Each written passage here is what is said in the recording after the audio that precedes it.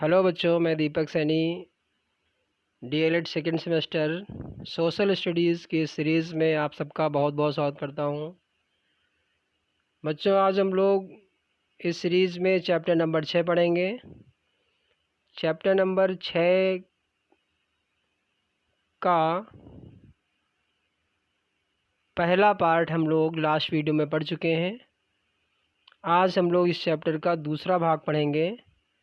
इसमें मुख्य रूप से हम लोग पढ़ेंगे महमूद गजनवी और मोहम्मद गौरी के बारे में तथा चैप्टर संबंधित कुछ महत्वपूर्ण प्रश्न भी होंगे। पहले पार्ट में छात्रों हम लोगों ने मोहम्मद साहब के बारे में पढ़ा था। तो आइए देखते हैं महमूद गजनवी और मोहम्मद गौरी के बारे में। तो यहाँ छात्रों सबसे पहले देखेंगे महमूद गजनवी के बारे में। महमूद गजनवी 998 ईस्वी से 1030 ईस्वी तक भारत पर शासन किया। बच्चों, कब से कब तक? 1098 से 1030 ईस्वी तक। महमूद गजनवी सुबुक्तगीन का पुत्र था। किसका पुत्र था? सुबुक्तगीन का। या ऐसे कह सकते हैं महमूद गजनवी के पिता कौन थे? सुबुक्तगीन थे। महमूद गजनवी अपने पिता के समय खुरासान का शासक था। कहाँ का? खुरासान का। इसने 1001 से लेकर 1030 ईस्वी तक भारत पर 17 बार आक्रमण किए। कितने बार? 17 बार आक्रमण किए। कब से कब तक? 1001 से लेकर 1030 तक कितने बार? 17 बार आक्रमण किए। इसके इन आक्रमणों का उल्लेख विद्वान हेनरी इलियट ने किया। यानी महमूद गजनवी द्वारा भारत पर किए गए 1001 ईस्वी से 1030 ईस्वी तक 17 जो आक्रमण किए, उनका उल्लेख किसके द्वारा किया गया? किस विद्वान के द्वारा? हेनरी इलियट के द्वारा। याद रखेंगे। आगे देखते हैं। उत्बी एक इतिहासकार हैं। उत्बी के अनुसार गजनवी ने युद्धों के समय जिहाद का नारा दिया। क्या दिया छात्रों? जिहाद का नारा दिया। जिहाद एक धार्मिक नारा है, युद्ध के समय प्राय दिया जाता है। महमूद ने अपना नाम बुत सिन, मूर्ति पूजा को समाप्त करने वाला, इसे कहीं कहीं लिखा होता है बुत सिकन, बुत सिकन भी कहा गया। तो इतिहास में बुत सिकन किसे कहते हैं? महमूद गजनवी को कहते हैं। क्यों कहते हैं? क्योंकि इसने भारत में अपने 17 आक्रमणों के दौरान विभिन्न मंदिरों को लूटा और लूटने के बाद उन मंदिरों में स्थापित मूर्तियों को तोड़ दिया, यानी उनको भ्रंश कर दिया, तोड़ दिया उन्हें। इसे मूर्ति भंजक कहते हैं, बुत सिकन भी कहा जाता है। आगे देखिए, महमूद गजनवी की कुछ उपलब्धियां हैं। इतिहासकारों ने मुस्लिम इतिहास में महमूद गजनवी को सर्वप्रथम सुल्तान माना। यानी सर्वप्रथम सुल्तान किसे माना गया? तो महमूद गजनवी को। महमूद के सिक्कों पर उसकी उपाधि अमीर महमूद अंकित है। महमूद गजनवी के द्वारा जो चलाए गए सिक्के हैं, उन पर उसकी उपाधि क्या थी? अमीर की उपाधि थी, अमीर महमूद की उपाधि थी। बगदाद के खलीफा अल कादिर बिल्लाह ने उसे यामीन उद्दौला तथा अमीन उद मिल्लाह की उपाधि प्रदान की। कौन सी उपाधि प्रदान की छात्रों? फिर से देख लीजिए। यामीन उद्दौला तथा आमीन उल मिल्लाह की उपाधियां प्रदान की। किसने? अल कादिर बिल्लाह ने। कहा? बगदाद का खलीफा था। यह भी कहा जाता है कि इसी अवसर पर उसने प्रत्येक वर्ष आक्रमण करने की शपथ खाई। आगे देखते हैं। महमूद गजनवी के दरबारी लेखक अलबरूनी, फिरदौसी कौन कौन से थे? अलबरूनी थे, फिरदौसी थे। पुस्तक शाहनामा कुतुबी पुस्तक कौन सी लिखी? किताब उल यामिनी, तारीख उल यामिनी आदि थे। 1018 से 19 के भारत आक्रमण के समय महमूद की सेना के साथ प्रसिद्ध अरबी विद्वान अलबरूनी आया था। अलबरूनी ने किताब उल हिंद नामक पुस्तक की रचना की थी। अलबरूनी भारत कब आया था? महमूद गजनवी के समय। पहला प्रश्न बनता है कब आया था? 1018 से 19 के मध्य भारत आया।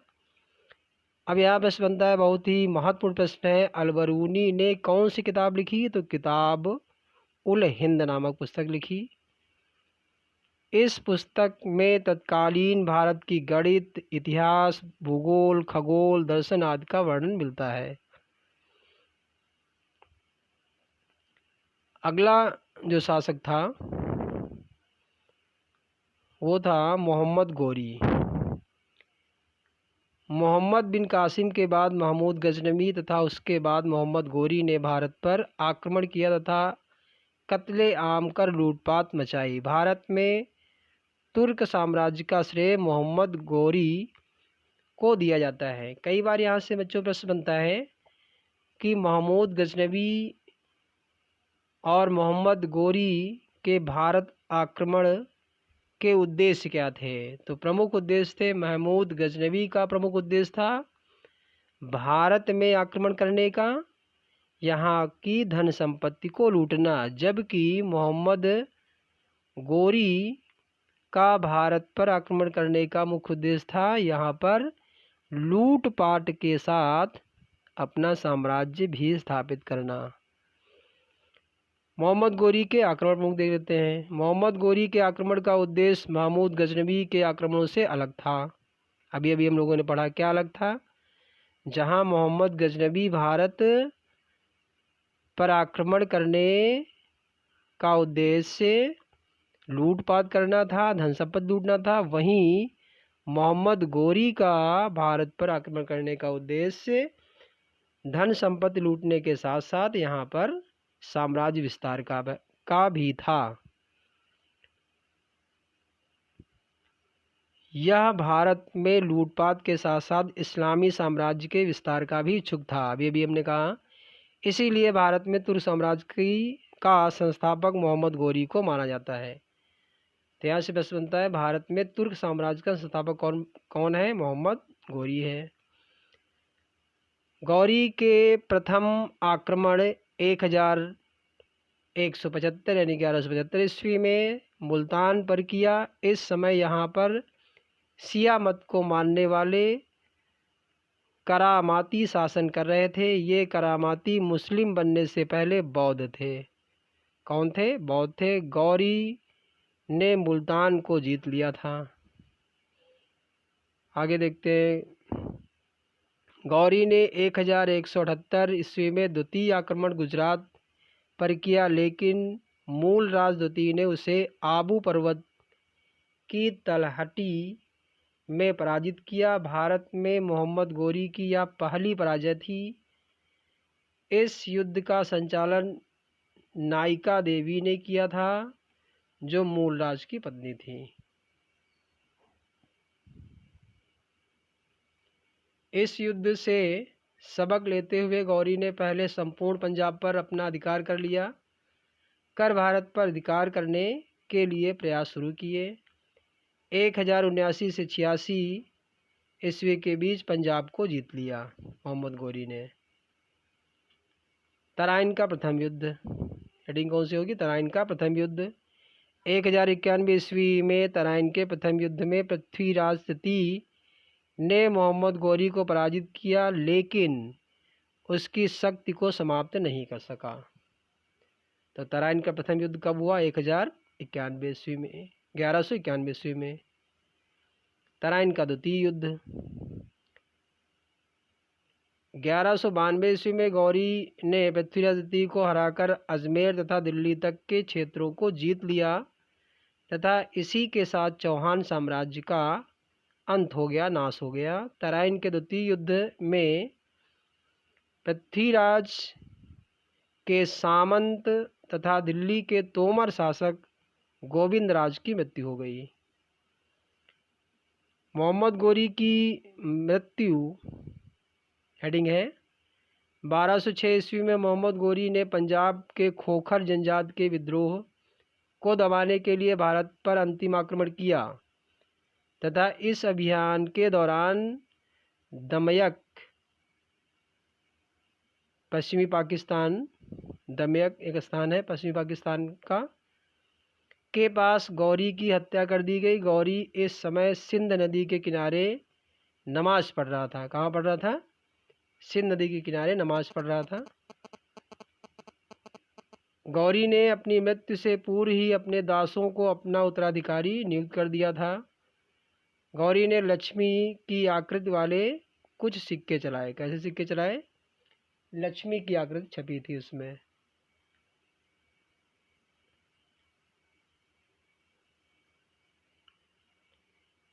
आगे देखते हैं। कुतुबुद्दीन ऐबक यानी मोहम्मद गोरी ने अपने जीते हुए साम्राज्य को 3 भागों में बांट दिया था। पहला भाग जो भारतीय क्षेत्र था उसका संरक्षक था कुतुबुद्दीन ऐबक। दूसरा भाग जो गजनी में था उसका संरक्षक था ताजुद्दीन यल्दोज। और तीसरा भाग उच्च तथा सिंध उसका संरक्षक था नासिरुद्दीन कुबाचा। तो छात्रों, इन 3 क्षेत्रों पर उसकी मृत्यु के बाद जहां भारतीय क्षेत्र पर कुतुबुद्दीन ऐबक ने साम्राज्य स्थापित कर लिया, वहीं गजनी क्षेत्र पर ताजुद्दीन यल्दोज ने अपना साम्राज्य स्थापित कर लिया और सिंध क्षेत्र पर नासिरुद्दीन कुबाचा ने अपना साम्राज्य बना लिया। कुतुबुद्दीन ऐबक ने भारतीय क्षेत्र में अपना साम्राज्य बनाया और कुतुबुद्दीन द्वारा स्थापित साम्राज्य का नाम गुलाम वंश, ममलूक वंश रखा गया। आप सब लोग इतिहास में पढ़ते हैं कुतुबुद्दीन ने किस वंश की स्थापना की? गुलाम वंश की स्थापना की। अब यहाँ छात्रों महत्वपूर्ण प्रश्न है चैप्टर से संबंधित, इनको भी देख लेते हैं लास्ट में। पहला क्वेश्चन है मोहम्मद गोरी कौन था? तो गौर का शासक था। गौर राज्य कहाँ है? गजनी और हिरात के मध्य एक छोटा सा राज्य था। अगला क्वेश्चन है मोहम्मद गोरी का पूरा नाम क्या था? तो पूरा नाम था शहाबुद्दीन उर्फ मुइजुद्दीन मोहम्मद गोरी। मोहम्मद गोरी का पूरा नाम क्या था? शहाबुद्दीन उर्फ मुइजुद्दीन मोहम्मद गोरी। भारत में तुर्क राज की स्थापना किसने की? तो मोहम्मद गोरी ने की। अभी भी हम लोगों ने पढ़ा। अगला क्वेश्चन मोहम्मद गोरी किस वंश का शासक था?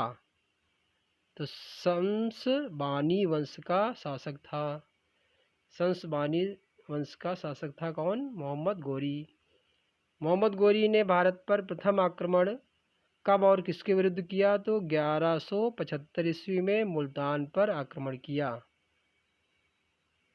अगला क्वेश्चन है मोहम्मद गोरी ने भारत पर दूसरा आक्रमण कब और किसके विरुद्ध किया? तो दूसरा आक्रमण 1187 ईस्वी में गुजरात पर। उस समय गुजरात में चालुक्य वंश के सोलंकी का शासन था। इसी वंश में के भीम द्वितीय मूलराज ने मोहम्मद गोरी को आबू पर्वत के समीप परास्त कर दिया। अगला क्वेश्चन है तराइन का प्रथम युद्ध कब हुआ? तो 1191 ईस्वी। तराइन का प्रथम युद्ध किसके बीच हुआ? पृथ्वीराज चौहान तथा मोहम्मद गोरी के बीच हुआ। किसकी विजय हुई? मोहम्मद गोरी की विजय हुई। प्रथम युद्ध में पृथ्वीराज चौहान पराजित हुआ। तराइन का द्वितीय युद्ध कब और किसके बीच हुआ? तो तराइन का द्वितीय युद्ध पृथ्वीराज चौहान और मोहम्मद गोरी के बीच हुआ। इस युद्ध में पृथ्वीराज चौहान बुरी तरह परास्त हुआ और उसकी हत्या कर दी गई। छात्रों, क्षमा चाहता हूँ, इस प्रथम युद्ध में मोहम्मद गोरी परास्त हुआ था, पृथ्वीराज चौहान विजय हो गया था, यानी जीत गया था। और द्वितीय युद्ध में पृथ्वीराज चौहान पराजित हुआ और मोहम्मद गौरी जीत गया था। बाद में मोहम्मद गौरी ने पृथ्वीराज चौहान की हत्या कर दी थी। अगला क्वेश्चन है, प्रसिद्ध चंदावर का युद्ध कब और किसके बीच हुआ? चंदावर का युद्ध 1194 ईस्वी मोहम्मद गौरी और राजपूत नरेश जयचंद के मध्य हुआ। इस युद्ध में जयचंद की पराजय हुई। कौन हारा? जयचंद, तथा उसकी हत्या कर दी गई। पृथ्वीराज चौहान के विरुद्ध लड़ने के लिए किस राजपूत शासक ने गौरी को आमंत्रित किया? तो जयचंद ने। अगला क्वेश्चन है लास्ट में, मोहम्मद गौरी अपने विजित भारतीय प्रदेशों की जिम्मेदारी किसको सौंप कर गजनी वापस चला गया? तो कुतुबुद्दीन ऐबक को। कुतुबुद्दीन मोहम्मद गौरी का गुलाम था, जो मोहम्मद गौरी द्वारा भारत